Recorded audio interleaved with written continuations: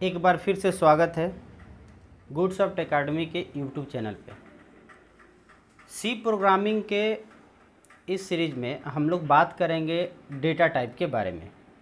यानी कि यहाँ पे हम लोग देखेंगे कि डेटा टाइप होता क्या है, डेटा टाइप के कितने टाइप्स होते हैं, और डेटा टाइप के चूँकि हर डेटा टाइप का एक स्पेसिफिक साइज़ होता है। यानी कि जब भी हम लोग उस तरह के वेरिएबल को यूज करेंगे जिस भी डेटा टाइप का, तो वो मेमोरी में जा कर के कितनी स्पेस ऑक्युपाई करेगा ये उसकी साइज हो गया, यानी कितना बाइट। और उसके बाद उसकी रेंज होती है कि उस डेटा टाइप में उसकी जो वैल्यू है मिनिमम और मैक्सिमम कितना हो सकता है। और सबसे बड़ी बात कि हम इसको तीनों इन्वायरमेंट यानी कि जो सिस्टम होते हैं 16 बिट, 32 बिट, 64 बिट, इसके आधार पर भी हम लोग बात करेंगे। उन सारे डेटा टाइप्स के साइजेस और रेंजेस को देखेंगे। इसके साथ ही इसी वीडियो में हम बात करेंगे फॉर्मेट स्पेसिफायर का, जिसे कंट्रोल स्ट्रिंग या फॉर्मेट स्ट्रिंग भी कहा जाता है। जैसे कि आपका परसेंट डी या परसेंट सी, ये आप देखे हो, सुने हो।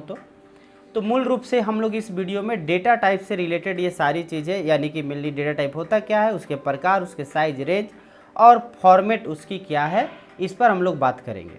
तो इस वीडियो को आप लास्ट तक ज़रूर देखिएगा। किसी भी तरह का कोई भी कन्फ्यूजन हो तो ज़रूर आप हमें कमेंट में और कमेंट करके पूछ सकते हैं, या कोई सजेशन हो तो बता सकते हैं। साथ में एक रिक्वेस्ट होगा कि आप चैनल को सब्सक्राइब करके बेल आइकन भी दबा दीजिएगा, ताकि आपको जो भी लेटेस्ट वीडियो हम अपलोड करें वो आपको मिलते रहे।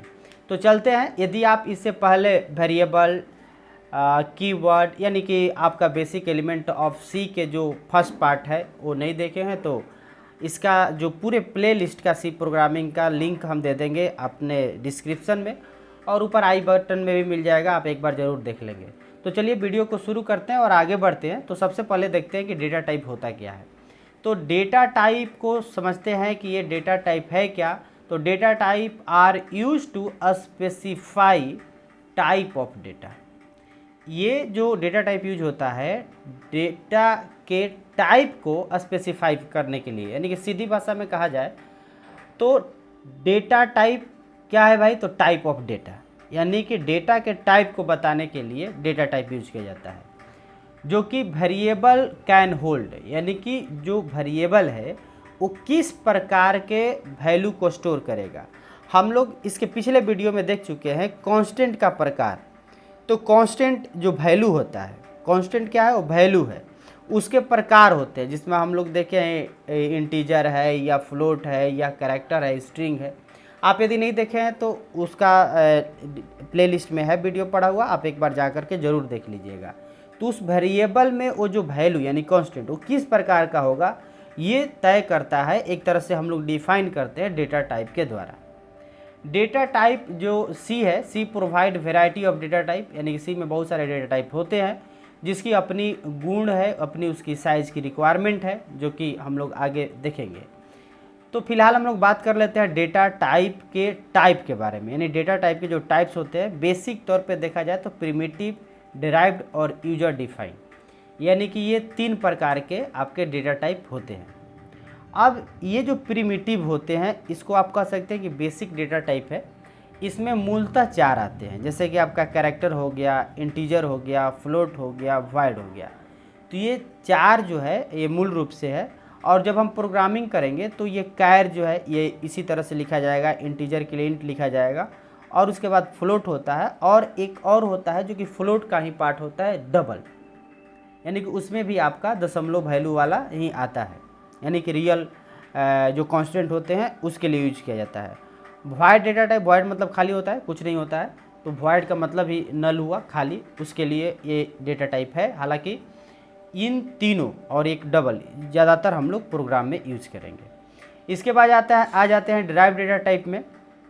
इसमें आपका एरे आता है, पॉइंटर आता है, स्ट्रक्चर आता है और यूनियन आता है। इन चारों डिराइव्ड डेटा टाइप पे हम लोग स्पेसिफिक आपके सी, आप बीसीए में पढ़ रहे हैं, एमसीए में पढ़ रहे हैं, या बीटेक पढ़ रहे हैं, या 11-12 में पढ़ रहे हैं, तो हर इस डिराइव्ड डेटा टाइप पे एक एक चैप्टर है। यानी कि एरे का अलग चैप्टर है, पॉइंटर का अलग है, स्ट्रक्चर का अलग है, यूनियन का अलग है, उसमें आपको बहुत सारे टास्क को परफॉर्म करना होता है, तो उस एक एक पे हम लोग अलग से वीडियो बनाएंगे और एक क्या उसमें अनेक वीडियो आएंगे और उसको हम लोग समझेंगे, सीखेंगे। इसलिए आप यदि हमारे चैनल पे नया हैं तो ज़रूर आप सब्सक्राइब करके बेल आइकन दबा लीजिएगा, ताकि ये सारे जो वीडियो आए उसकी जानकारी आपको मिलती रहे। तो डिराइव डेटा टाइप जो कि प्रिमिटिव डेटा टाइप से डिराइव करके ही बनाया जाता है, इसकी कुछ अपनी स्पेसिफिक गुण होती है, इसकी अपनी कुछ स्पेसिफिक कैरेक्टरिस्टिक्स होती है। इसके बाद यूजर डिफाइंड डेटा टाइप, यानी जो यूजर खुद डिफाइन करता है उसमें enum और टाइप डेफ हो जाता है। इन तमाम डेटा टाइप का उपयोग हम लोग प्रोग्राम में करेंगे, यानी आने वाले वीडियो में इस पे प्रैक्टिकल एग्जाम्पल भी देखेंगे। तो ये कुल मिलाकर के बेसिक तौर पे 3 आपका डेटा टाइप हुआ, primitive, derive, user defined data type. और प्रिमिटिव में 4 टाइप हुआ, कैर, इंट, फ्लोट, वॉइड। डिराइव में भी आपका 4 हुआ, array, pointer, structure, union. And user defined में आपका 2 हुआ, enum और टाइप डेफ। तो ये आपके डेटा टाइप हुए। अब आगे बढ़ते हैं और देख लेते हैं कंट्रोल स्ट्रिंग को। देखिए, कंट्रोल स्ट्रिंग डेटा टाइप के साथ पढ़ना जरूरी होता है, क्योंकि डेटा टाइप के अनुसार ही हमें कंट्रोल स्ट्रिंग का उपयोग करना होता है। कंट्रोल स्ट्रिंग होता क्या है भाई, तो ये सिंपल आपका परसेंट के साथ ये कैरेक्टर यूज़ किया जाता है, और एक control string are used with format specifier. तो फॉर्मेट स्पेसिफायर इन फंक्शन के जैसे प्रिंटफ, स्कैनफ, इसमें हम लोग जो है फॉर्मेट स्पेसिफाई करने के लिए एक तरह से यूज करते हैं परसेंट साइन के साथ। ये वो तय करता है कि हमारा जो इनपुट है या आउटपुट है, ये दो ही चीज़ होती है मेनली, तो ये दोनों किस रूप में होगा, किस फॉर्मेट में होगा, उसकी फॉर्मेटिंग क्या होगी। इस पे हम लोग आगने वाले वीडियो में डिटेल बात करेंगे। जैसे कि यहाँ पे हम लोग यदि %d लिखे हैं या %2d लिखे, तो इसकी फॉर्मेट्स क्या, यानी कि जो कंट्रोल स्ट्रिंग की फॉर्मेट्स होते हैं अलग अलग, उस पे आने वाले वीडियो में हम लोग देखेंगे। फिलहाल ये समझ लेते हैं कि ये आपके कंट्रोल स्ट्रिंग या फॉर्मेट स्पेसिफाई कहते हैं, जो मेनली हम लोग यूज करेंगे प्रिंटफ और स्कैनफ और इसी के जैसे इनपुट आउटपुट करने वाले और भी जो भी आपके फंक्शंस होते हैं, लाइब्रेरी फंक्शन, उनके साथ। तो मेनली हम लोग प्रोग्राम में प्रिंटफ और स्कैनफ के साथ ही यूज करेंगे। ये जो ईच डेटा टाइप है जो कोरस्पॉन्डिंग फॉर्मेट स्पेसिफायर, जो कि हम लोग नीचे डिस्क्राइब किए हैं, that you can use with in the control string. Here are some common format specifier, जैसे कि यहाँ दिया हुआ एग्जाम्पल के तौर पे ये है %d, %f, %lf, और यहाँ पे कॉमन टाइप्स आपका दे रखे हैं। जैसे इसमें पहला है कैरेक्टर, तो कैरेक्टर में हम लोग यूज करते हैं %c। ये कैरेक्टर डेटा टाइप वाले वेरिएबल में यदि आप वैल्यू स्टोर कर रहे हैं या उसको प्रिंट करा रहे हैं तो %d यूज करेंगे। देखिए, स्ट्रिंग डेटा टाइप कोई होता नहीं है स्ट्रिंग आपका प्रोग्रामिंग सी में, तो यहाँ पर एरे ऑफ कैरेक्टर, यानी कैरेक्टर का एरे बनाकर हम लोग जब स्ट्रिंग का यूज करेंगे तो उसको %s के साथ एक ही बार में पूरे एरे को प्रिंट करा सकते हैं, जिसे हम लोग आने वाले वीडियो में इसको भी देखेंगे। इसके बाद अगला जो डेटा टाइप है वो शॉर्ट इंट है, जिसके लिए hi जो कि साइंड शॉर्ट इंटीजर के लिए, अनसाइंड के लिए hu है। इसके बाद आपका इंट हो गया, इसमें %d साइंड और %u अनसाइंड के लिए। लॉन्ग इंट के लिए आपका ld हो गया, %ld और %lu साइंड के लिए ld, अनसाइंड के लिए lu। फ्लोट के लिए आपका f होगा, floating point number decimal notation के साथ जो होता है। इसके बाद %e और कैपिटल %t, ये आपका जो एक्सपोनेंशियल फॉर्म होता है वैल्यू का, जो साइंटिफिक नोटेशन भी बोलते हैं, उसके लिए उपयोग किया जाता है। इसी में हम लोग इसी वीडियो में आगे बात करेंगे कि एक्चुअली में ये है क्या, एक्सपोनेंशियल वैल्यू कैसे लिखा जाता है, और यदि हम नहीं लिखे तो किस तरह से लिखते हैं, तो आगे हम लोग इस पर भी बात करेंगे। इसके बाद डबल जो होता है, डबल के लिए आपका सिंपल lf होता है, यानी %lf। तो ये रहा आपका कंट्रोल स्ट्रिंग, और इसको याद रखना जरूरी है, हालांकि रटने की जरूरत है, जैसे जैसे आप प्रोग्राम बनाएंगे वो लिखते जाएंगे, ऑटोमेटिक याद होते जाएगा। हाँ, ये चीज़ ज़रूरी है कि आपको ज़्यादा से ज़्यादा प्रोग्राम बनाने की ज़रूरत पड़ेगी। तो चलिए बढ़ते हैं आगे। अब यहाँ तक तो हम लोग समझ गए डेटा टाइप क्या होता है, उसके प्रकार क्या होते हैं और कंट्रोल स्ट्रिंग क्या होता है। अब यहाँ हम समझते हैं कि डेटा टाइप के साइज और रेंज क्या होते हैं। तो जैसा कि मैंने आपके वीडियो के शुरुआत में बताया कि ये तीनों इन्वायरमेंट को हम लोग देखेंगे, यानी 16 बिट, 32 बिट और 64 बिट। तो सबसे पहले हम लोग देख लेते हैं 16 बिट। जो 16 बिट में यदि आप यूज कर रहे हैं तो कैरेक्टर डेटा टाइप का जो साइज होगा वो 1 बाइट होगा, यानी एक वेरिएबल जो आपके कैरेक्टर डेटा टाइप का है वो 1 बाइट स्पेस लेगा आपके मेमोरी में। 8 बाइट मतलब 8 बिट्स, ठीक है, 8 बिट्स। इसकी रेंज होती है -128 से +127 होता है, जो साइन वाला में। बिना साइन वाला में आपका 0 से लेकर के 255 तक होता है, ठीक है। हालांकि दोनों को जोड़ेंगे तो वैल्यू यही आएगा। तो अनसाइंड में ये होता है 0 to 255, चूँकि यहाँ साइन यूज नहीं करना है। इसके बाद शॉर्ट इंट की बात करें तो यहाँ पे उसकी स्पेस होती है 2 बाइट। इसकी जो साइज़ है वो है 32,768 से 32,767, या 0 से लेकर 65,535 अनसाइंड में। सेम होता है रेंज आपका इंट में, और इसकी साइज़ भी 2 बाइट होती है, ठीक है। इसके बाद हम लोग आप बात करते हैं लॉन्ग इंट की, तो इसकी साइज़ हो जाती है 4 बिट, लेकिन आपका जो रेंज है बहुत बड़ा हो जाता है। आप देख सकते हैं इकाई, दहाई, सैकड़ा, हज़ार, 10,000, लाख, 10 लाख, करोड़, 10 करोड़ और 2 अरब प्लस आपका यहाँ रेंज आ जाता है। तो आप ऐसी कोई भी प्रोग्राम बना रहे हैं जहाँ की आपकी जो वैल्यू है यूजर इनपुट कर सकता है 32,000 के बजाय 33,000, और उसको इंट में आप कैलकुलेट करना चाह रहे हैं तो वहाँ आप न कर पाएंगे, क्योंकि वहाँ पे गलत हो जाएगा। गलत इस सेंस होगा कि आप इनपुट कुछ और डालेंगे, आउटपुट कुछ और आने लगेगा, आपके लॉजिक सारे फेल हो जाएंगे। एक्चुअली में वो जो वेरिएबल है वो वैल्यू अधिक ले ही नहीं सकता है, तो उसके लिए आपको उपयोग करना होगा लॉन्ग इंट को, ठीक है। लॉन्ग इंट का कंट्रोल स्ट्रिंग भी अलग होता है, मैंने बता चुका हूँ। हाँ, ये आपका 4 बाइट स्पेस लेता है मेमोरी में, यानी कि एक जो वेरिएबल आप डिफाइन करेंगे लॉन्ग इंट का वो 4 बाइट लेगा। ये हम बात कर रहे हैं 16 बिट पे। इसके बाद फ्लोट डेसिमल पॉइंट वाला 4 बाइट लेता है, इसकी रेंज है। हाँ, अब यहाँ पे हम लोग बात कर लेते हैं साइंटिफिक नोटेशन या एक्सपोनेंशियल वैल्यू का।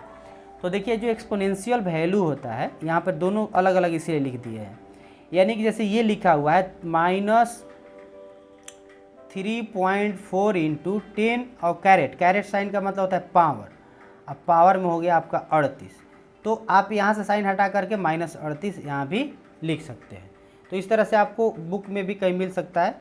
तो ये लिखा होना या इसी के बदले में हम लिख सकते हैं -3.4, इसके बाद ई मतलब हो गया समझिए 10, और उसका पावर क्या है भाई 38, क्योंकि ये जो चिन्ह है इस चिन्ह को हमने पहले यूज कर लिया।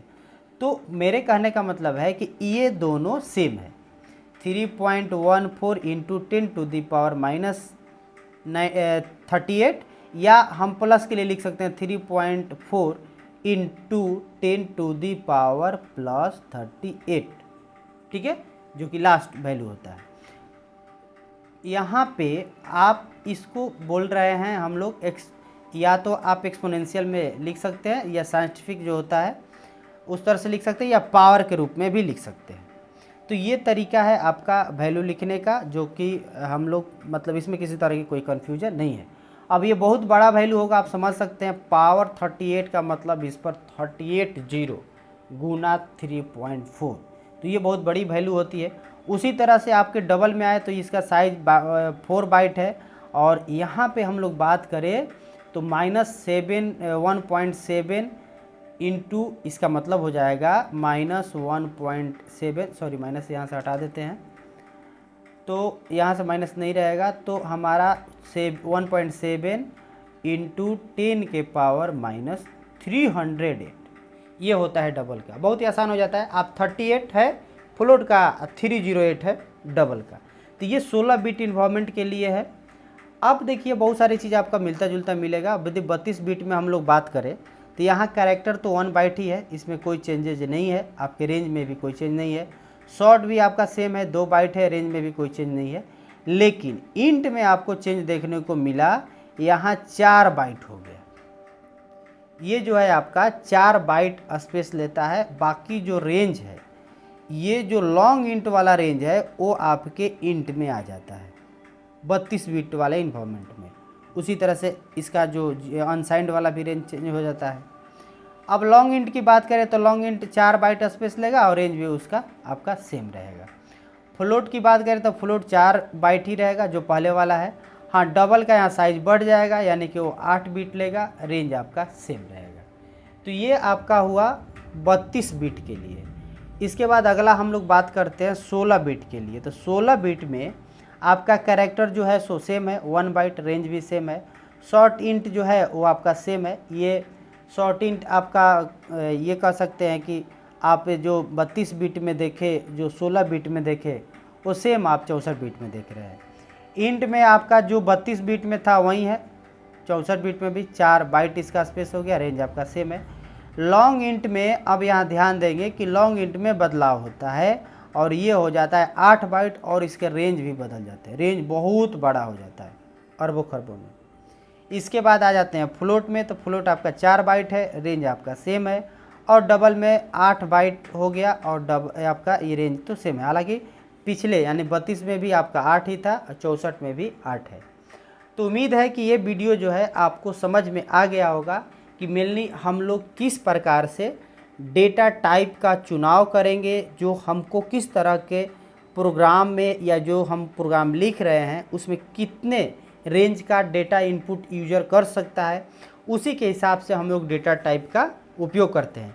जैसे मानकर चलिए हम एरिया ऑफ रेक्टेंगल निकाल रहे हैं, तो नो डाउट हम यदि इंट भी डाल दें तो पॉसिबिलिटी है कि हम लोग उससे बिना दशमलव वाला निकाल सकते हैं। नहीं कि हम यदि उससे पूछे कि इंटीजर वैल्यू इनपुट कीजिए लंबाई चौड़ाई, तो लंबाई चौड़ाई इंटीजर वैल्यू यूज़ करेगा, इंटीजर में दिखा देंगे।